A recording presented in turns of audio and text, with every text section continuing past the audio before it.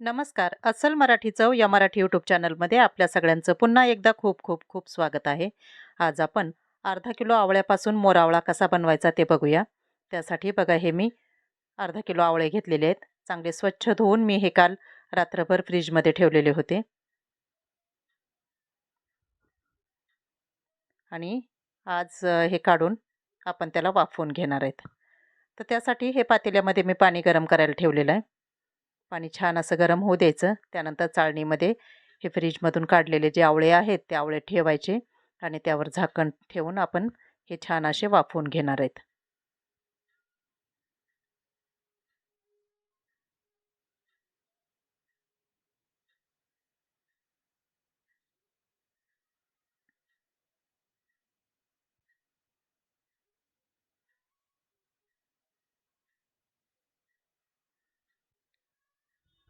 बघा चांगली 10-15 मिनिट झालेली आहेत. आपण बघू शकतोय हे आवळे आपले छान असे वाफवून झालेले आहेत.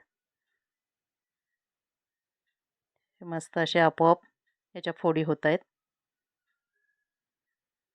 आता हे आवळे आपल्याला बाजूला काढून घ्यायचेत आणि चांगले थंड होऊ द्यायचेत. आता हे जे आवळे आहेत थंड झाले की त्यामधून आपल्याला या बिया बाहेर काढायच्यात आणि त्याच्या छान अशा फोडी करून घ्यायच्यात आपल्याला. हे बघा या पद्धतीने अगदी सहज अशा याच्या फोडी होतात.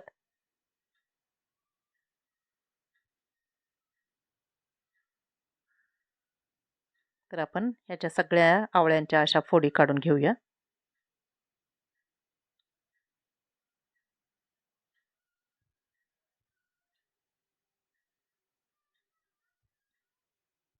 या पद्धतीनं सगळ्या मी फोडी तयार केलेल्या आहेत.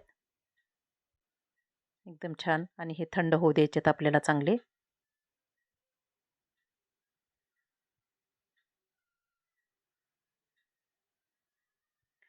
आता ह्या अर्धा किलो आवळ्यासाठी आपल्याला अर्धा किलो गूळ असा हा खिसून घ्यायचा आहे बघा.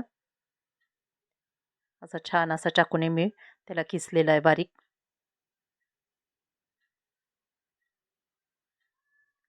आता चला आपण करूया मोरावळा. त्यासाठी बघा ही कढई ठेवलेली आहे मी गॅसवर. त्यामध्ये टाकूया आपण थोडंसं तेल. एक अर्धा पळी मी तेल टाकलेलं आहे. आणि आता हे तेल गरम झालं की आपल्याला त्यामध्ये प्रत्येकी 1 चमचा जिरे, 1 चमचा धने, 1 चमचा बडीशोप आणि 1 चमचा मेथीदाणे आपल्याला टाकायचेत आणि एक छान अशी फोडणी तयार करून घ्यायची.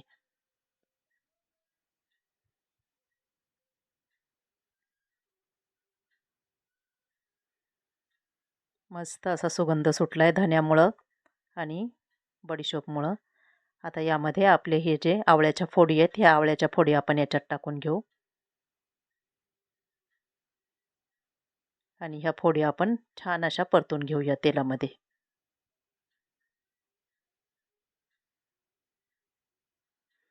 आवळा हा गुणकारी आवळा आहे.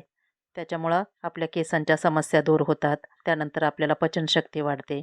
आता आपण हे चवीपुरतं मीठ पण टाकलेलं आहे. आणि त्यामध्ये बघा हे लाल तिखट आणि थोडंसं हिंग टाकलेलं आहे आपण. तर 1 चमचा लाल तिखट घेतलेलं आहे आणि साधारणतः पाव चमचा हिंग पावडर टाकलेली आहे मी. हे छान असं आपण मिक्स करून घेऊया.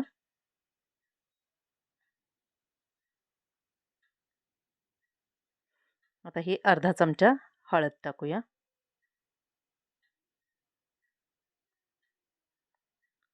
मस्त असं मिक्स करून झालेलं आहे आपलं. आता त्यामध्ये आपला हा जो अर्धा किलो गूळ आहे किसलेला तो गूळ टाकून घेऊ आणि छान असं मिक्स करून घेऊ आपण हे. गूळ वितळायला लागलं की असं हे मिश्रण थोडंसं पातळ झालं आहे आपलं. एकदम सुंदर असा हा मोरावळा होतो. एक वेळेस तुम्ही नक्की करून बघा. आता या कढईवर झाकण ठेवूया आणि एक 5 मिनिट आपण याला शिजू देणार आहेत. 5 मिनिट झालेली आहेत. बघूया. मस्तच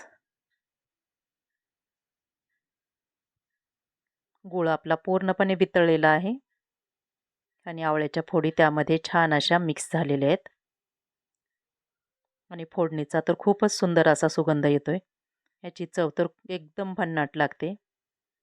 आता आपला हा गूळ आणि थोडक्यात पाक जरा दाटसर झाला की आपल्याला त्यामध्ये पाव चमचा मिरेपूड टाकायची आणि छान असं मिक्स करून घ्यायचं आहे.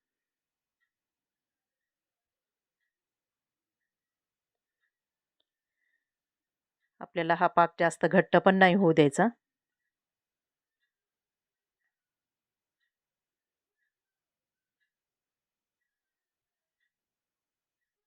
हे बघा, या पद्धतीनं आपण असं बोटामध्ये धरलं तर असा चिकटपणा आला पाहिजे.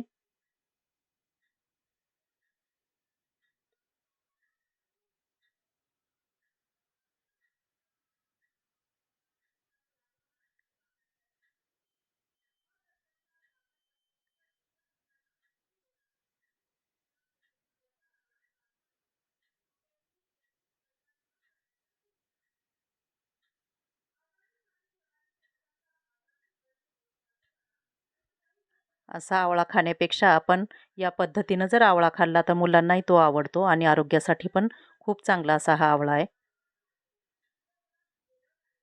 आता गॅस आपण बंद केलेला आहे आणि हे मिश्रण आपल्याला आता थंड होऊ द्यायचं आहे. तर असा हा आपला गुणकारी असा मोरावळा तयार झालेला आहे बघा.